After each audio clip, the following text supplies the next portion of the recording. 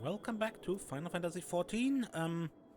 We stand here back in Modona and, yeah, in front of Rune Tia and Arya to continue our Red Mage quest. Serenia, Arya, while there were lessons to be learned as I dragged you along on my quest for vengeance, this time I offered a more structured approach to your training.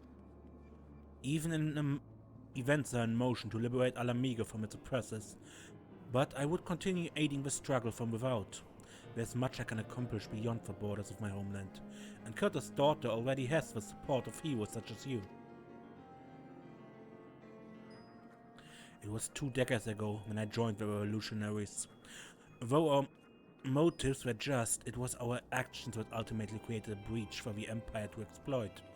My time at the forefront of that stage has ended. To return to it now would only invite confusion and resentment.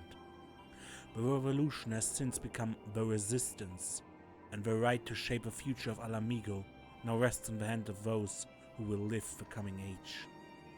No, I shall play my part by nurturing a new generation of Red Mages. I made my mark as a Crimson Duelist, but you will not be bound by my oath. You are free to decide for yourself how best to employ the skills I teach you. Arya nodded. Now, as for your studies, you are well aware of my proclivity for practical application. We must challenge you with a new frontier, a place with a strong gather in search of adventure. To Idyllshire, my friends.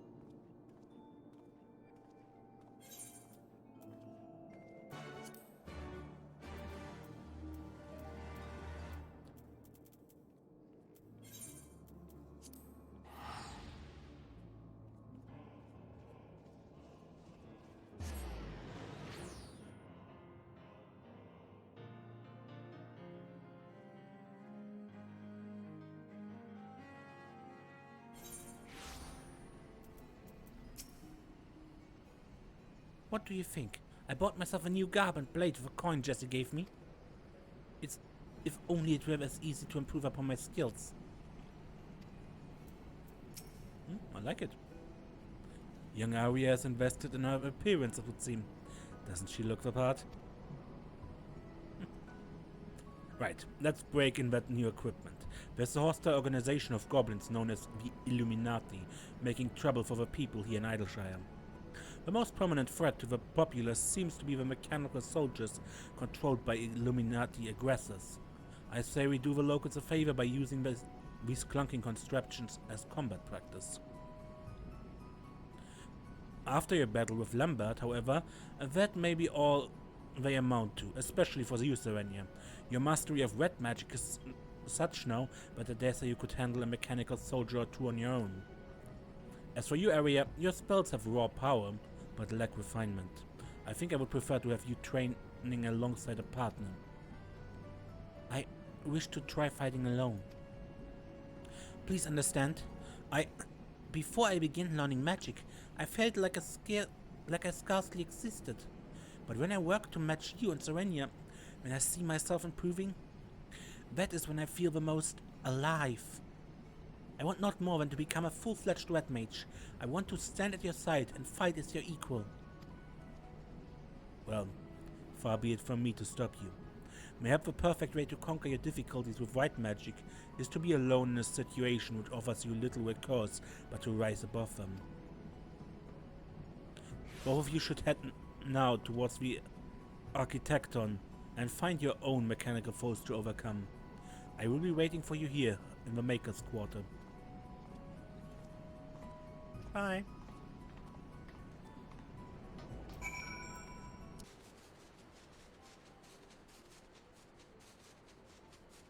Okay. Now, my little goblin robots.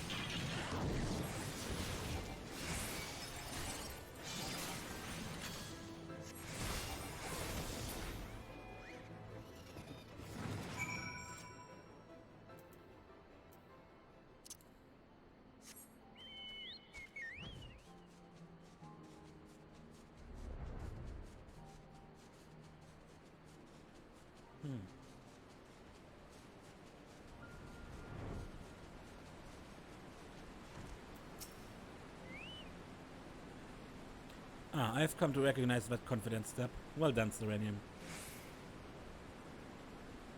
Did you happen to spot Arya on your travels?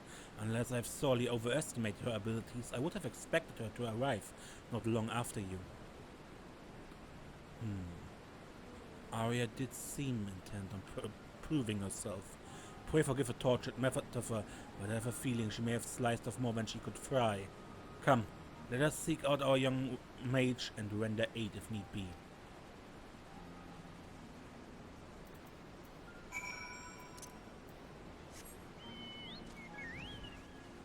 Okay, Arya.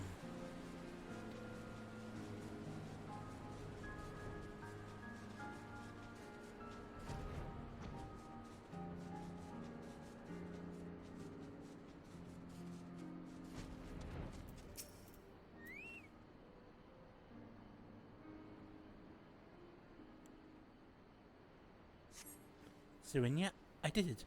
I won.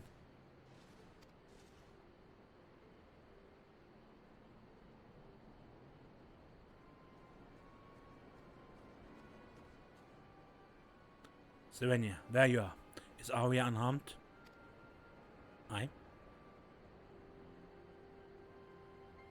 My, that's a fair gathering of goblins. From the looks of it, defeating Witslot took almost everything she had. Can you walk, my friend? I've never seen you so...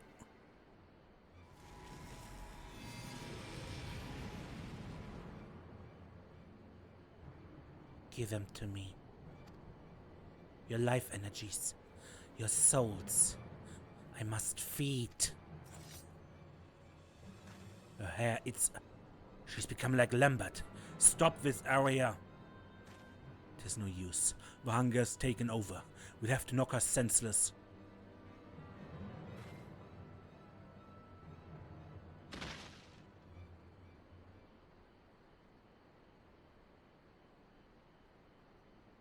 I suggest we take her back to Idyllshire and let her rest at Ravenna's establishment. I only hope she will be more amenable to discussion when she awakens.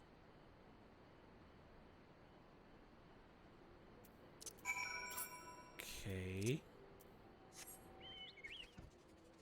Now, since it's been a long time since we did this, if anyone remembers, Lambert was the villain we faced with Soon's old partner who betrayed him and became kind of a magic vampire, and we faced him at the end of the level 60 quest.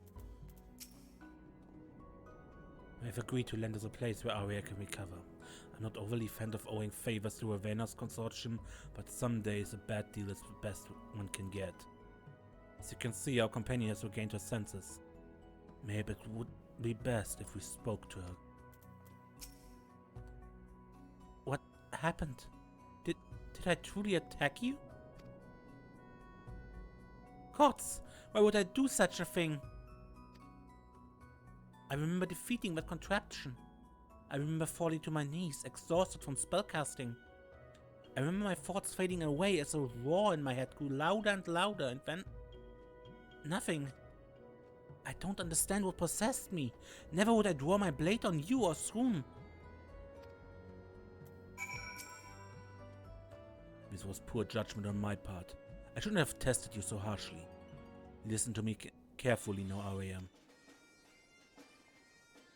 I have seen how battle can exhaust you, but I failed to understand what grim truth such exhaustion presaged.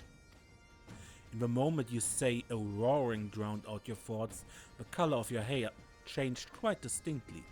We witnessed a similar transformation in Lambert ere he began to feed upon living ether. Lambert was able to employ magics of incredible power, but it left him hungering for more life force. I believe what you experience is a surrender to that very same hunger. It cannot be! My erstwhile colleague described how he enacted a change in his physical being. Well, I suppose it's possible such a ritual was performed upon you as well. He mentioned the process requiring many years. You have many more questions, I'm sure, but for now you must rest. If his hunger takes hold when your ether is exhausted, when it is even more important that you recuperate from your exhaustion. And Arya, do not despair that you have lost yourself. After all, you are in perfect control now, are you not? Thank you, Serenium. We will seek the cure to Arya's condition. Though I have little knowledge of such forbidden arts, I am confident that a determined expedition will yield the answers we require. Prepare yourself for another journey.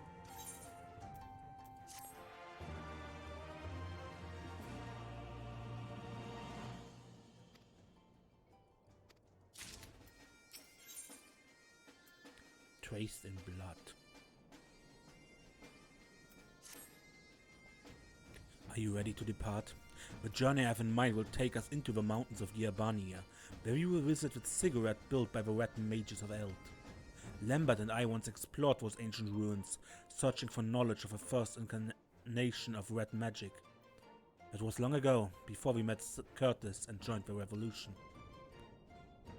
Before I realized the manner of hidden wisdom for which Lambert had been truly seeking. The edifice itself has now been overrun by Kirkirn, but a thorough expedition could still unearth something valuable. Maybe even the secrets behind Lambert's occult transformation. Arya, my friend, I must ask you to remain here and continue your convalescence. And no spellcasting. Not even a lick of flame to light a candle. In your weakened state, you know not how suddenly the hunger might return. Yes, of course. Just the thought of what might happen is enough to make me feel ill. I'll be fine in my sickbed. But what of you two? Are you really going to travel all the way to Yerbania just for me? What would you do if the positions were reversed? If Serenia were afflicted by a condition and you knew a cure might be found beyond the mountains? What then? Why, I would be out the door in a moment. Thank you, Arya.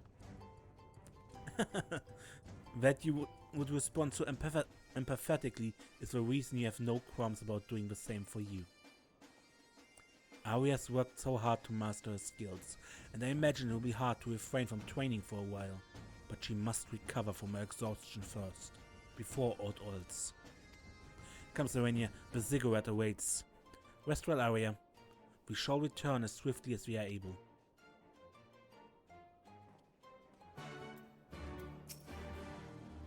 I hate to be the cause of so much trouble, and I hate that I still feel so weak. I promise to stay in bed like a good girl until I'm fully recovered.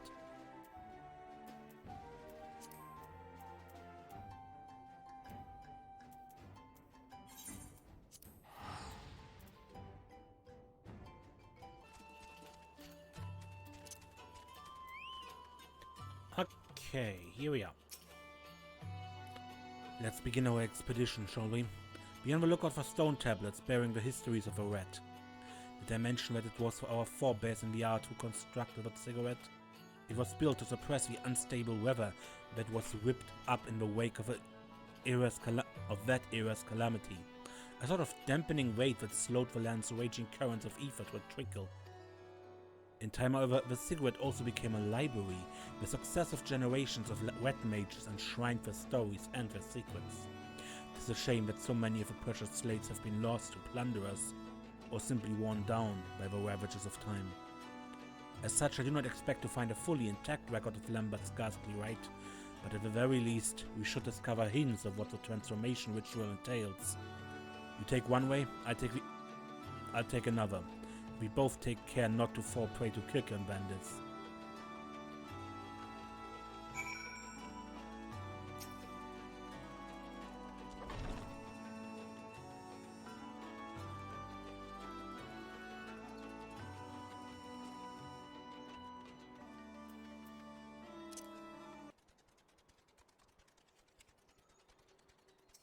Ship count.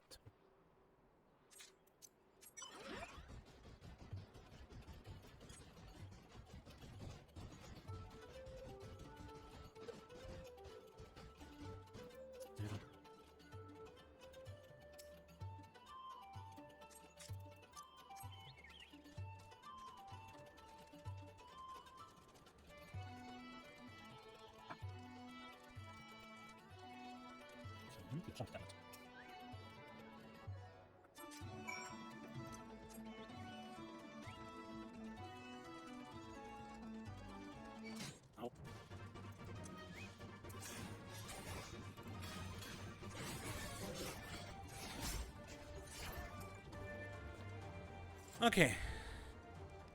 How did you fare? I discovered a number of tablets myself, which, while positively fascinating, offered little on the subject of occult rituals.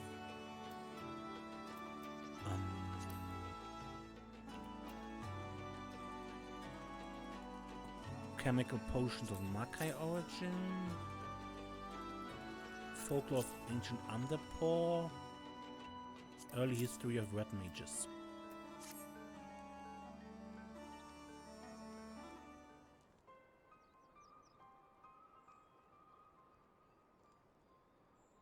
If I'm reading this one correctly, you may have found exactly what we were looking for.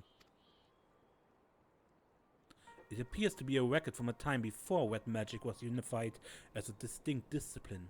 The passage describes a rite by which one can make a pact with a void scent and ingest its bloods in exchange for supernatural power.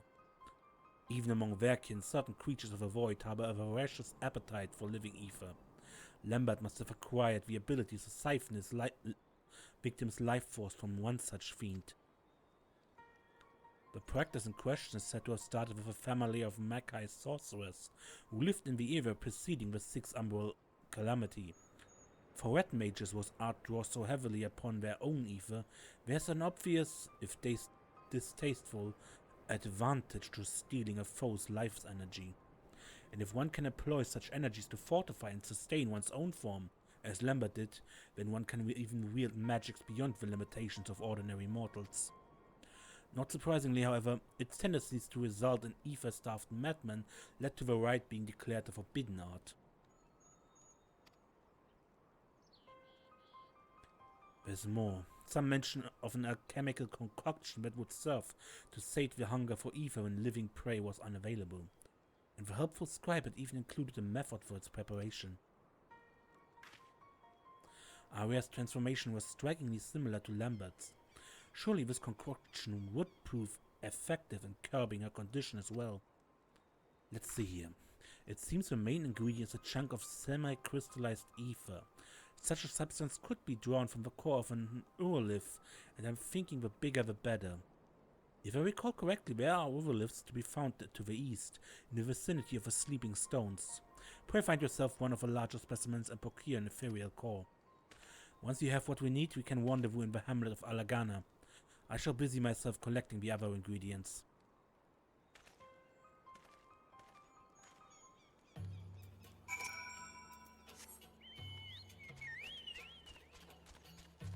And where is... Now to find a way there.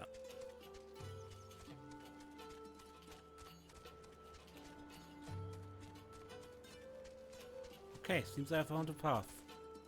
Up here from Rustrock, over here. We can't go through here because that is a waterfall.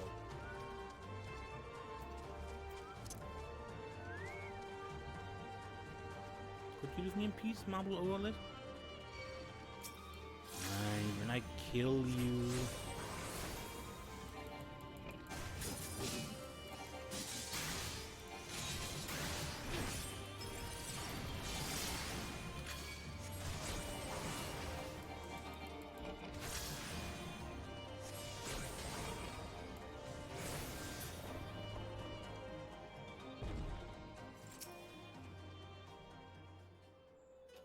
Survey.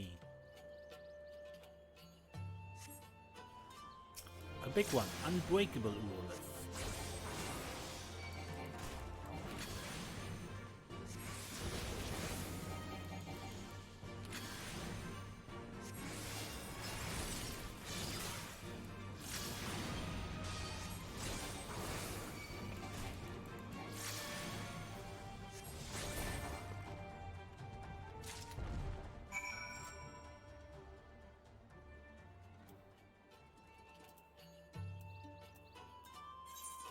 And to Alagana.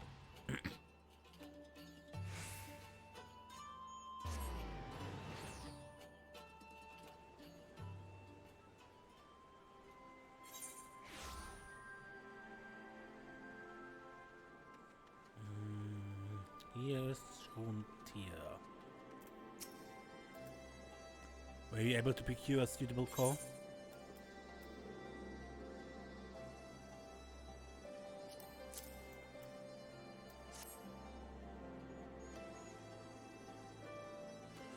Yes, this will do nicely. Enough to create a decent-sized dose at any rate. I've gathered together the other ingredients, so all that's left to do is deliver them into the hands of an experienced alchemist. But Arya must be wondering where we are. Why don't you go ahead to Idyllshire and avail her of our progress? I'll meet you there as soon as I'm finished haggling with the potion mixers in Uldar. Tell me the recipe and I do it myself. I'm a trained alchemist, but okay. If you would rather spend coin?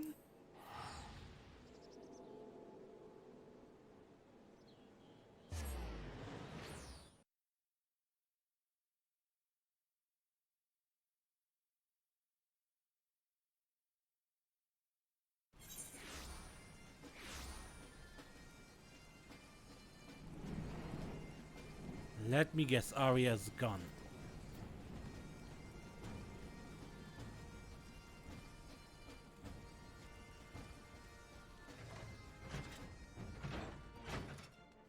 No? No. A kind of potion? And it's supposed to help with the hunger? Well, that will be one less worry then. Do you think Soon will be back soon?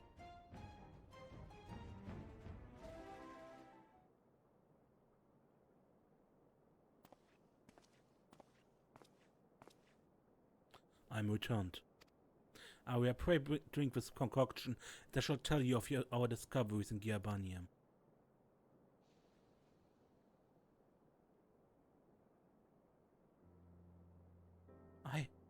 By the gods!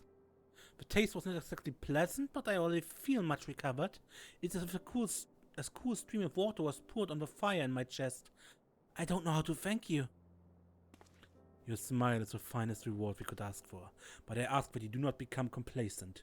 The tonic is merely meant to help replenish your depleted ether. It will do naught to undo the underlying affliction. I understand. If I exhaust my mana again, I will be back where I was, a savage controlled by hunger.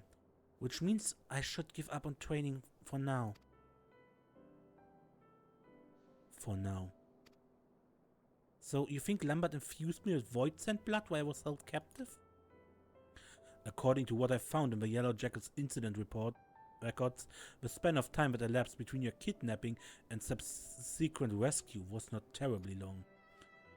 And for much of your ordeal you were shut inside a box. It seems unlikely that there was sufficient opportunity to perform a highly complicated and dangerous ritual. No, we must look elsewhere for the truth behind your condition. You must let me help you. If it allows me to begin practicing magic again, even one day earlier, it is torture waiting the moments pass. Wasting time I could be using to catch up to you. You'll never catch up to me. You'll get there.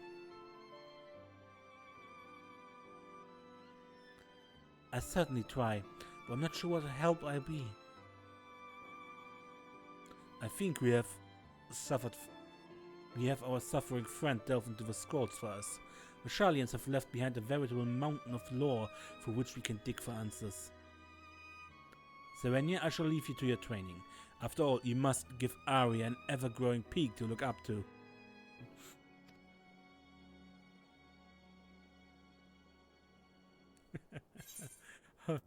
Adorable.